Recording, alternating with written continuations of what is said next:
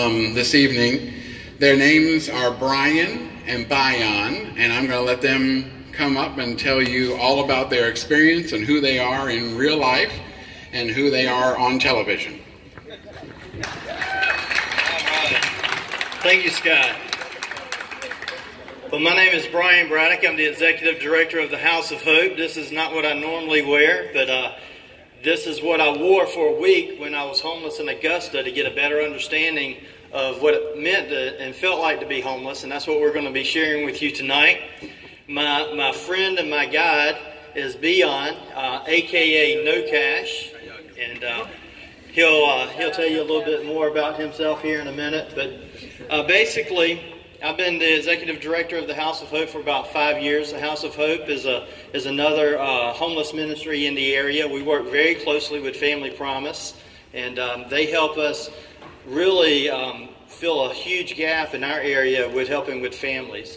Homeless families are an area that we don't have the resources for, and Family Promise is much needed in that area. So we're glad and happy to partner with them. And we're happy that y'all have chosen, like I did when I was homeless in Augusta for a week, to see and experience what it's like to be homeless. So having been the Executive Director of a homeless organization for 5 years, I had never been homeless myself. And so I didn't know what it felt like to check into a shelter. I didn't know what it felt like, to feel fear, to sleep outside. And when I was working with the people who would come to our facilities, I couldn't make that connection, and I really wanted to make that connection. I read a book called Same Kind of Different as Me, which was about a millionaire art dealer. I'm not a millionaire or an art dealer. But it was about this millionaire art dealer befriending a homeless gentleman and the impact that homeless man had on his life.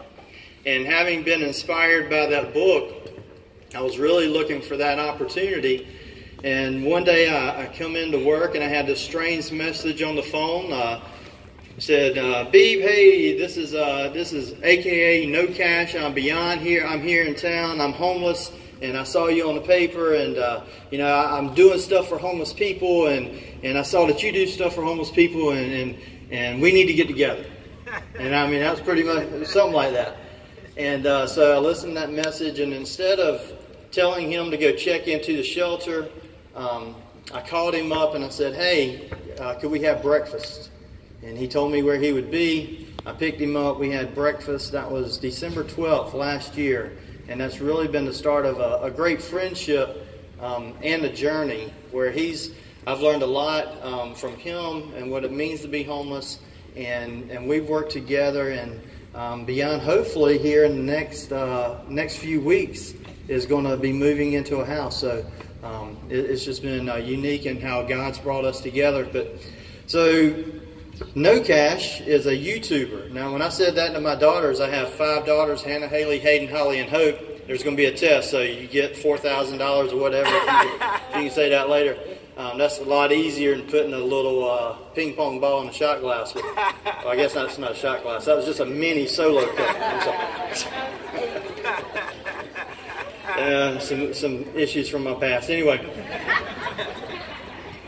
So, I say, "Hey, y'all, I met a YouTuber." And that was the first time I'd come home from work and said anything about work that really got their attention. Well, kNOw has around 180,000 subscribers, 60 million views. And 60 million views. Wow. And he sings. He's best known for singing for food. We're going to get him up here and let him display his talents a little bit. But he has been struggling with homelessness. I'm not going to tell his story. Let him tell it. But we sat down for breakfast, and there was a lot of similarities. I'm a recovering drug addict, and I have 4 felonies. And Beyond's a recovering, a reformed drug dealer, and he's got 4 felonies. So together we're like career criminals. Yeah. Pretty much. And he went to Wilson, I went to South Florence, and we just began to realize that there's a lot of things that we have in common. But I am the executive director of a homeless organization, and he was still homeless, trying to get on his talent. So I tell you what, why don't we give him a little bit of kNOw cash? And I'm going to get Paula to come down here. Paula, why don't you come down here? Come on, Paula. Everybody. Come on. Yeah, come on, Paula. Come on. I got one question for you, Paula. You want a little country, or do you want a little R&B? Country or R&B? Country. They want a little country. All right. We're gonna do the sound monitor. Who wants country? Woo! I think country won. All right. He wants to go with country. Give her a little bit of country, kNOw cash. Okay, all right. I'll be riding in a cab going downtown, finding faces I know in a big crowd, trying to drink the pain away. And I'll be staying out all night and never going home. Girl, you know I'll lose all control if I lost you. It'll be a riot, breaking up my heart, I try to fight it. I could go out every night, but I'll be lying if I said I could live and breathe without you. It'd be a lot of lonely, wishing and praying that you would hold me. I could do most anything, baby, if only you would come back to me. Come back to me, 'cause it'll be a riot. Thank you, Paula. He sings that better when he's got a beautiful muse. You know, he doesn't sing that very good to me. But so she was happy. Well, Beyond, tell them a little bit about your story, your background, your history, kind of before we met, and your situation.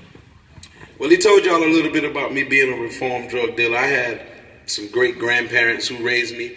I never had a dad in my life. My mom, she gave me over to my grandparents and did the best she could do to assist them at raising me. But when I grew up, I was a little hard-headed, stubborn little boy, and I took matters into my own hands and leaned towards the streets to try to get things that I really didn't need to impress people that really didn't like me. And so it led me to prison. I did a 5-year bid in prison, and while I was away on that bid, I lost my grandmother and my grandfather. So when I came home from doing the bid, it was very hard for me to get back on my feet, because the first time in my life I had to face life without a backbone, without really no support. Didn't even know where I was coming home to and stuff like that. And so when I got home, I quickly landed in a homeless situation. Now, I wasn't in homeless as in roaming the streets begging people for money. But when I went through homelessness, I found out that there's different levels of it, right? And there's a level that people are staying with family members, friends, maybe even in a shelter, and people tend to think that they're not homeless. Homelessness is when the place that you stay, if the decision is made by somebody else for you to stay there, then you're homeless, especially if you're an adult. So I quickly found myself in a homeless situation. I used to go around like in Wendy's, Burger King, McDonald's, whichever one, that I can use my personality, my gift, and my talents to kind of like win the managers over. So I would go in, kind of sing for them, and they would give me a bag full of food. I would take the food and I'd go help the people out on the street who was homeless just like me. One day, there was this videographer in there, and he saw me sing to the lady, and he said he has a YouTube channel, and he felt like my talents would do great on YouTube. Now, when I left the streets, the only social media that was out was MySpace. There was no Facebook, no Instagram, no YouTube, none of that. Twitter, anything. So when he told me about YouTube, I'm like, what is that? He said, you could go viral. I said, what is that? And so he explained the things to me, and he was like, man, if I could put my cameras on you, I do believe that you would do some great stuff on YouTube. So I was like, if it's going to cost me anything, we can't do nothing, because as you can see, I'm here singing for food. He was like, that's what I like. He was like, I don't want to charge you nothing. We'll just shoot a few videos. If it does well, I'll start you your own YouTube channel, and then you can possibly be making your own money through YouTube. I was like, cool. So we shot the first video, which was, being that he met me inside of a Wendy's singing for food, he thought it would be a good idea for us to reenact that and go to McDonald's and sing for a Big Mac and see whether I could get it. Now, I didn't even eat meat at the time, but I had to make sure that I give him the footage, the content that he was looking for. So we went into McDonald's. I actually had 3 bags of Doritos because I put my singing to test on 2 guys who was taking chips inside of Walgreens right down here on Irving Street, and they gave me 3 bags of Doritos. And from that day, that video has over almost 5 million, 6 million views on it, and we did like 3 or 4 more on his channel. One of them went on to get 22 million views. That's Homeless Man Sings, John Legend. And then New York Times picked up the article and did an article on me. Now, mind you, they did the article without even really asking for my permission. They didn't tell me they was going to do it, but I'm glad that they did, because it kind of like exposed me to the world in a light that helped me bring awareness to homelessness in the way that I wanted to. And for the past 4 years, I have my channel now for 4 years. Today I stand before y'all like with 180,000 subscribers, over 60 million views. And I've been trying to bring awareness to homelessness in a major way, at the same time trying to help myself get out of homelessness. So for the past 4 years, on my home front here in Florence, South Carolina, or South Carolina, period, I couldn't find nobody that was actually aiding and assisting the homeless in a sincere, genuine way. And so my talents took me all over the world as this homeless man, wearing the same outfit that I have on right here in front of y'all. I went to Texas. I've been to California. I've been to Florida, Maryland, New York, you name it. And still never getting no recognition here on my home front. So I came home because the female that took me in Maryland that I was staying with, some situations happened to where as though I got kicked out on the streets of Maryland. So my mom allowed me to come here for the first time in Florence and give me some borrowed time to stay with her. I went in the store to buy something from the store, and this guy right here made the paper. He was front page on the paper saying he was aiding and assisting with the homeless in a major way using this homeless ministry by the name of House of Hope. I looked at his name, immediately went outside to my phone, Googled his name. Google led me to some law firm that has the same name that he has. So they was used to getting calls for this guy. And they said, would you like for us to give you his number? I said, yes. They gave me the number. I left him that message that he was telling y'all about earlier. And he wanted to meet with me. He said he was reading the book, same kind of difference as me. And that inspired him to not just send me down to the shelter to seek help there. He wanted to get to know me and befriend me. So he invited me out to breakfast. And one thing he wanted to know as a homeless director was, how can he better understand homelessness? He kept asking me homelessness questions and things of that nature. And I do my best to answer the questions for him. But I came to the conclusion that the reason I know homelessness as well as I knew it at the time was because I went through it. You know, like there was no better way. Experience is the best teaching. So after me sharing that with him, he went home with his brilliant self and came back with an idea that he wanted to go homeless for a week so he can get a better understanding. And he wanted me to go with him. Now, mind you, remember I told y'all there's levels of homelessness? I was at kind of this level. He wanted me to drop down here to this level with him and be homeless for a week in some strange area that me, neither him, knew anyone. Now, I started to back out of that one. I'm going to be honest with you. I didn't really want to do that. But because I came up with something when I was in prison that I'm no longer going to make decisions following the crowd. I'm going to honor my mom and pop. Well, my mom and pop is an acronym that I made up. Mom stands for morals over money, and pop stands for purpose over paper. And I used to make all of my decisions revolving around money. That's why I sold drugs, because I wanted quick, fast. You know, I didn't want to listen to my grandparents' advice. So by him wanting to do this, I felt like it was full of moral. I felt like it was very purposeful, and it just went along with what I stood for with my YouTube channel, bringing awareness to homelessness. So I agreed, and we went, we did it, and we was basically trying to come up with takeaways that we could share with you all and the world to find safe and practical ways for everybody to get involved and help the homeless. So that's it about me. I'm going to give him the mic back and let him pick up from that point. Yeah, so what we're going to tell y'all tonight is a safe and practical way to help the homeless. Most people, they see a homeless person and they think the only way that I can help them and impact their life is if I can give them a house or money or a job or a place to stay. Well, the first thing that I learned while being homeless is that identity is the biggest thing that's missing. and humanity and just being treated like everyone else. If I would have walked in here, you know, with my coat and tie on, what I generally wear to work, if I would have been out on the streets, 99 people out of 100 would say hey, and they would treat me completely different.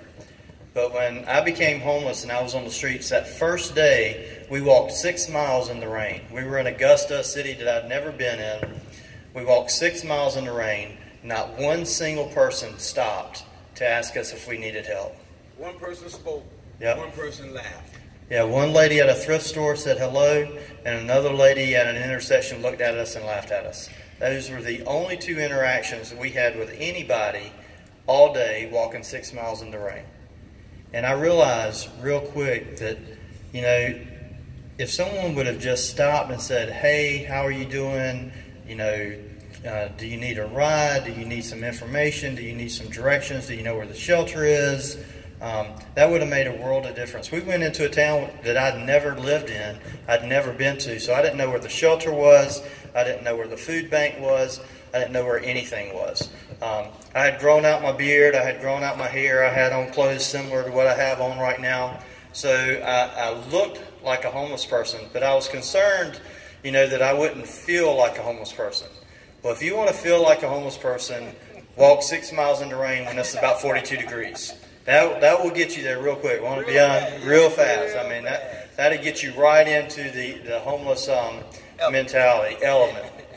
And so that first night, we went to Augusta. We went down this little alleyway, and behind this area of restaurants, there was a tarp. There was some construction materials, and we made a little lean-to shelter.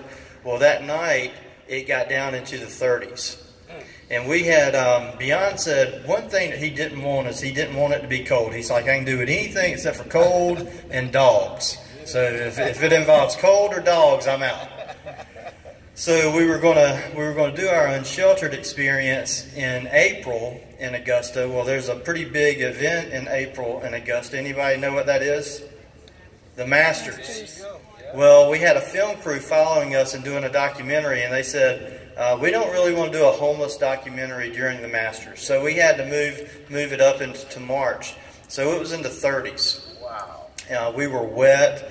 We tried to build a fire. We couldn't dry anything off. And this gentleman let us stay in his warehouse. And that first night, and there wasn't any power, electricity, or anything. It was kind of like a... It was colder in the warehouse than it was outside. Right. We were just outside of the rain and everything like that. I told Beyond it was the first time that I had felt like cold, like fall on me. It was like suppressive. So as it got colder in the evening, it's like it pulled all the moisture out of the air and it just kind of laid on you like a blanket. I mean, I guess you got to experience to know, but it was just a bone chilling. We didn't really sleep a whole lot that night. Well, so we wake up the first day. We took very little provisions. I had a knife. I had some hand sanitizer. My wife wanted to make sure that I didn't bring anything home from this experience. So I had hand sanitizer. I had baby wipes. You know, some very masculine. Baby wipes are like the MacGyver tool for cleanliness. So they don't know who MacGyver is. Y'all don't know who MySpace. Y'all don't know what MySpace is either, do you? And he said MySpace. Is anybody in here? I think that was y'all. That was when Miley Cyrus was Hannah Montana when they had and Soulja Boy. So that first day we went out. We didn't have any food, and we set out to figure some things out. And we saw this gentleman kind of in the distance, kind of where Beth is, and he was sitting on the corner. You could tell that he was a homeless guy. And we walked up. Beyond was, you know, he was looking for like a lead in to talk to the guy, and he noticed that he had a couple things in his hand. And Beyond's like, "Hey man, what you got there?" And the guy's like, 3 bars of soap and a can of chicken. You want one? And Beyond immediately said, "Yeah, I'll take a bar of soap." And got a bar of soap. And the guy looked at me and he said, "What about you? You want one?" And I said, "Nah, I'm good. I don't need it. Thank you, though." And from that point on, that homeless man was having a conversation and a dialogue with Beyond And I would try to interject, and I'd try to, you know, start talking to him, and he'd mumble a couple words, but there was just a disconnect between me and that guy. And Because he didn't take the soap, y'all. because I didn't take the soap. And what I didn't realize was that gentleman, after we walked a few miles and the guy told us where, found out where we could get some food, he told us where the shelter was and things like that, and we kind of parted ways, and I asked Beyond, I said, you know, what was the deal? That guy didn't want to talk to me. And he said, well, you didn't take the soap. And I said, well, what does that mean? I didn't need the soap. I didn't know when I was going to take a shower. I didn't know when I would use it. And he said, Brian, that guy was standing there. Why do you think that man had that soap in his hand? And I said, I have no idea. He said he had that soap in his hand because he was waiting for someone to come up that he could bless with that soap. So that homeless man, the highlight of his day was to bless someone that he came across, some other homeless person with that soap. And I immediately, because I thought, one, that I didn't need it, or maybe he wanted to exchange something with it, I didn't know the nature of that homeless person, that he was just looking for someone that he could bless with whatever he had. So that was the first takeaway. We were day one, and I realized that, you know, I may look homeless, you know, but I've got these preconceptions about homeless people, and when that homeless person offered me something, I was like of the disposition and the mindset of, what's he got to give me? You know, I'm supposed to be giving him something. And that's how we think about homeless people in general, you know, is that they're always wanting to receive, and they're always, if you come up to one, they're going to ask you for money, or they're going to ask you for this or for that. But I learned real quick that that's not the nature. So we went on and had a dialogue of exchange, and then went to the Manor House and kind of tell them about the food bank Beyond and what we saw there in terms of the women and children in the community. Well, it shocked me because, for one, since we've been homeless, nobody, no regular civilians gave us any advice, talked to us, or anything. All the help that we received came from a homeless person, starting with the guy who gave me the soap. I took the soap because, for one, I've been through the struggle a little bit. And I know, look, we're going to be out here for a week. I don't want to smell bad. You know, I could take this soap. I possibly could run into a bathroom somewhere. I was thinking smart and creative. Like, he give me that soap, I'm going to find a way to use it. Brian was thinking, like, I don't want to take this poor guy's soap. Like, why would I take from him? Or I don't have anything to give him back in return for his soap. So I'm just not going to take the soap. And I explained to Brian, I said, when I was young, right, I'm pretty sure all of y'all can relate to this. Somebody would give you a gift for Christmas that you really didn't appreciate, right? Might be some old socks, or some socks you don't like, an ugly sweater or whatever, and you just don't like it. So I would tell my grandmama and granddaddy, I don't like that, I don't want it. And my granddaddy said, stop doing that. When somebody give you something out of the kindness of their heart, God blesses the cheerful giver. So if you don't receive what they're giving, you're sort of like blocking their blessing. So son, take it, whether you want it or not, whether you could use it or not, you take it, and maybe you could bless somebody else with it. So I shared that story with Brian, and Brian quickly got it. He was like, man, so I kind of blocked the man from blessing us. He said, well, you know what? He pulled out his paper and his pen. He was like, man, this is going to be the first takeaway that we're going to write down. Take the soap. So he took the soap, and the same guy that gave us the soap, he told us where we could go and eat at or whatever. So we all walked together to go and eat. Me and him exchanging dialogue the whole way. Every time Brian tried to come get in the conversation, he'll walk off and go the other way. And so Brian was like, why does he keep doing me like that? I said, because you didn't take his soap. And somewhere inside of his heart, he knew that something wasn't right with Brian. He probably couldn't put his finger on what it was, but any other homeless person that he would have passed would have probably taken the soap. So we sat in there or whatever. We went into the place, and what we noticed about this place is you have to line up or whatever to get in line to get your food. They have this system amongst homeless people. For one, they don't have racism. We saw all different walks of life out there, all different kind of races. I'm talking about from Indian, we saw white, black, we saw Filipino, we saw Mexican, we saw all different kinds of people, and they all helped each other. And they had this system like, when we line up, of course, all of us with our good limbs and health and strength, we can get in the line faster, so everybody's lined up. Everybody who had a health disorder everybody who had children, older women, if they were at the back of the line, the homeless people told them to come up and get in the front of the line. Not the people at the place that was feeding us. They had a system to where as though they helped each other in a way that we don't do in normal society.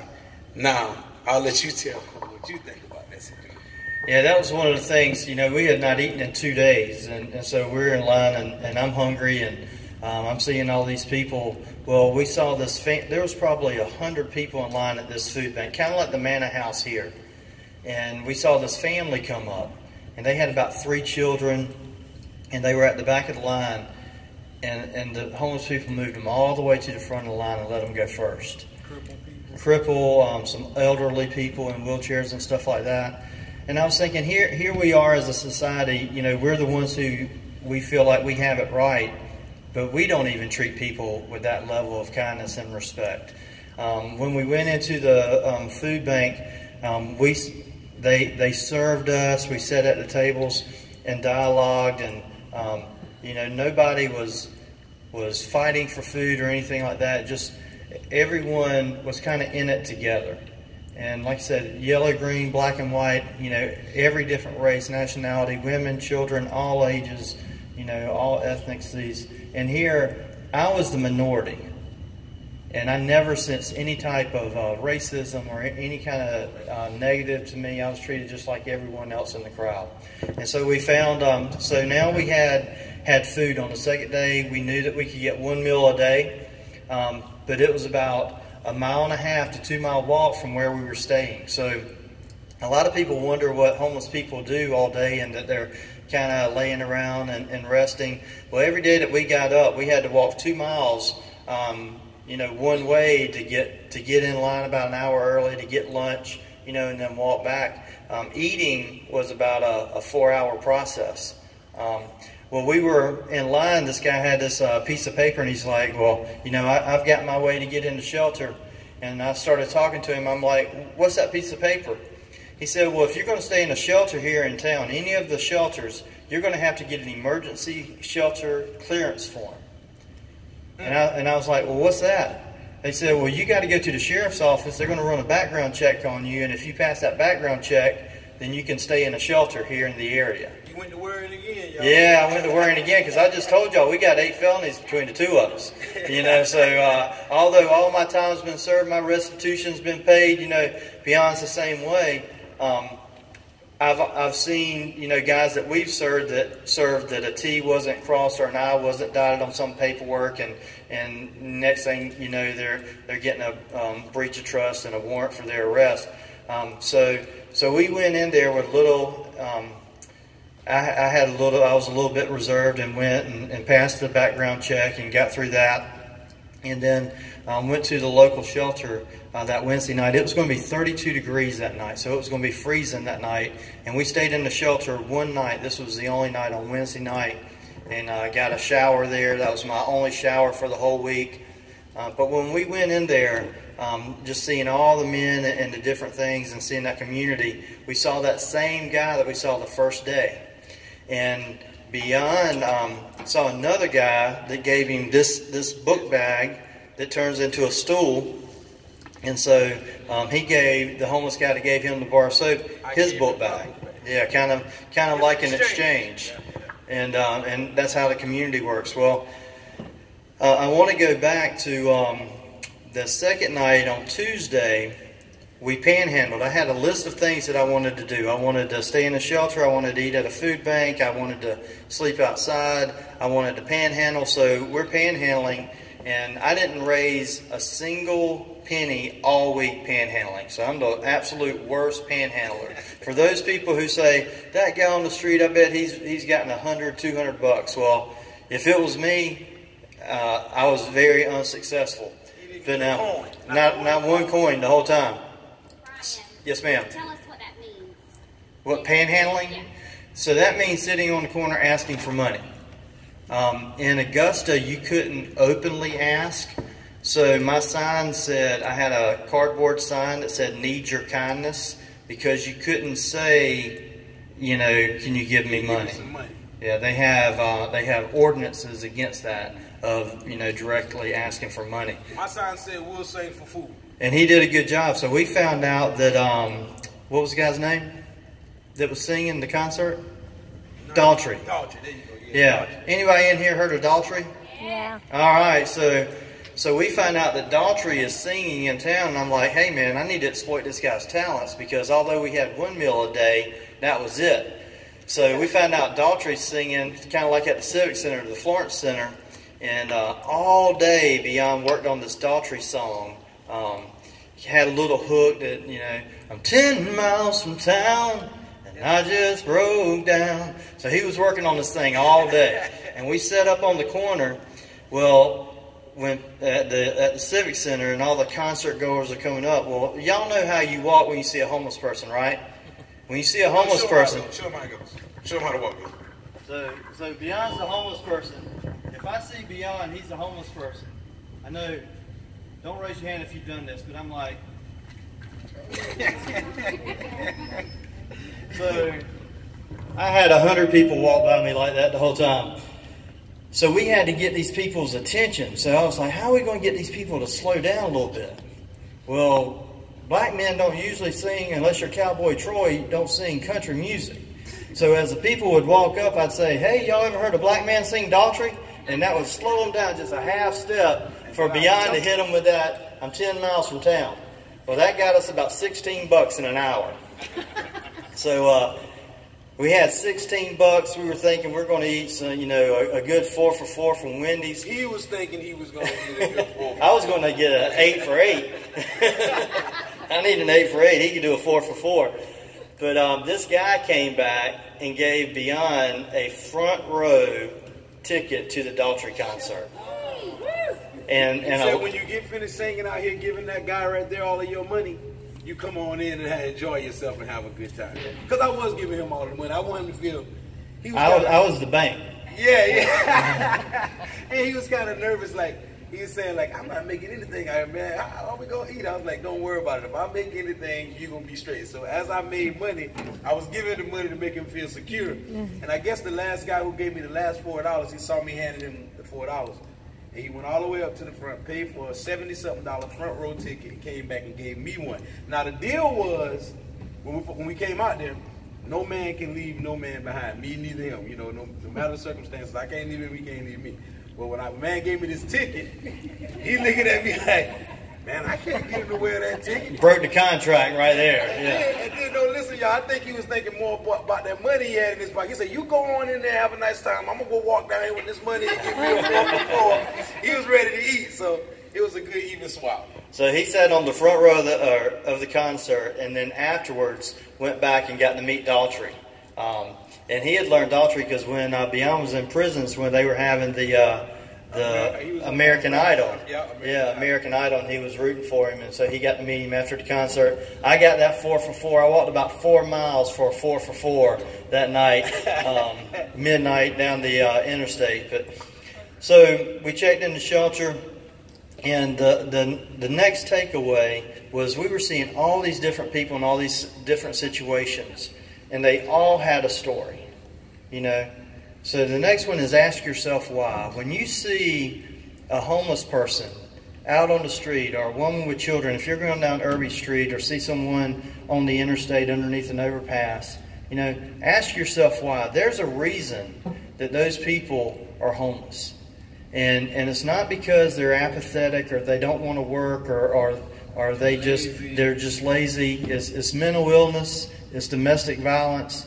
Sometimes it's drug addiction. Sometimes it's just that, you know, health issues or a couple of different things went wrong and they didn't have anyone to help them. There's always a situation behind that. The next takeaway is meet people where they are, the same place that Jesus met you. I told you I'm a recovering drug addict. Jesus met me on my hands and knees looking for crack cocaine out of the floor mat of my vehicle. I've been doing drugs all night, and I was looking for whatever had fallen out of my hands in the process. That's where Jesus met me, because I was on my hands and knees. I was in a position of prayer that I had not been in years. And I said, Lord, please help me, because I can't do it anymore. You know. And when you see a homeless person out on the street, The Bible says, what you've done unto the least of these, you've done as unto me. This is your opportunity to serve Jesus. You know, you can communicate to Jesus through prayer. He can communicate to you through His Word. You can worship Him through song. But the only opportunity that you have to minister to Jesus is when you minister to people in need. And so, you know, don't judge someone because they got a cigarette in their hand, or they're drinking a beer, or they're sitting underneath a shade tree and you're trying to, you know, figure out what their circumstance is. If I'd have been on the streets 2 or 3 more weeks and people just kept walking past me, you know, over and over again, I'd be smoking a cigarette. I'd be drinking a beer. Why not? You know, nobody's even stopping to even say hello. Nobody's even acknowledging my existence. They are walking around me like I'm poop on the sidewalk.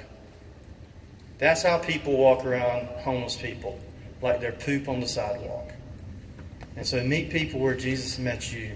Get in the game. You know, I know that y'all are at an age where it may not be safe for you to approach a homeless person. You know, but if you're with your parent or you're with, you know, an adult and you see someone who's homeless, just acknowledge them. Just say hello. If you're riding down the road and you're in the passenger seat and you see someone on the corner, just wave. If you would just acknowledge them and communicate to them that you're aware of them, you know, and give them identity, you've done more for them than 100 people did for me when I was sitting on the sidewalk with a sign that said, "Need your kindness." Just by acknowledging them, you know.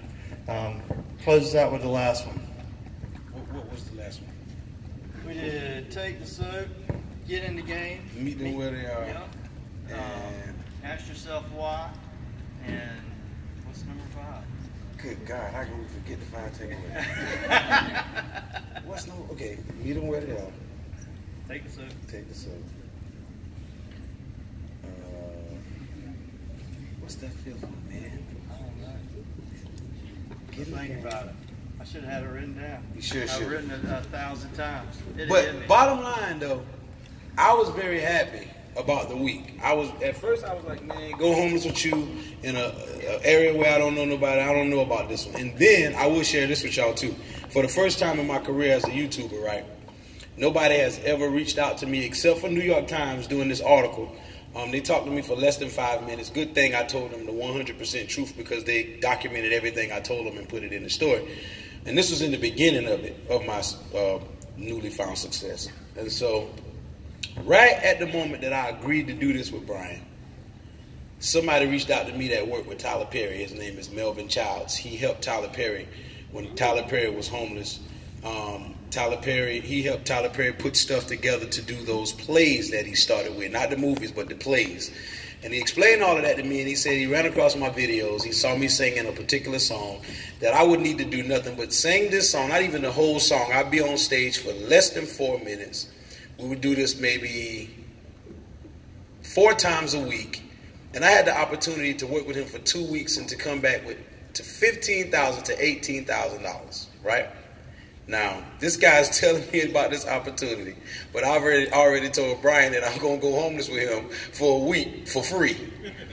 So now, what do? And Bryan is witnessing this with me. Like, he's with me when the guy's calling me at times because we began to be friends. You know, we doing a lot together. He's seeing emails that they're texting me, trying to get my information so they can get the checks and stuff right, so they can send me some per diem, all this good stuff I've never had happen since I was a YouTuber. And I'm like, man, what do? Bryan's like, man.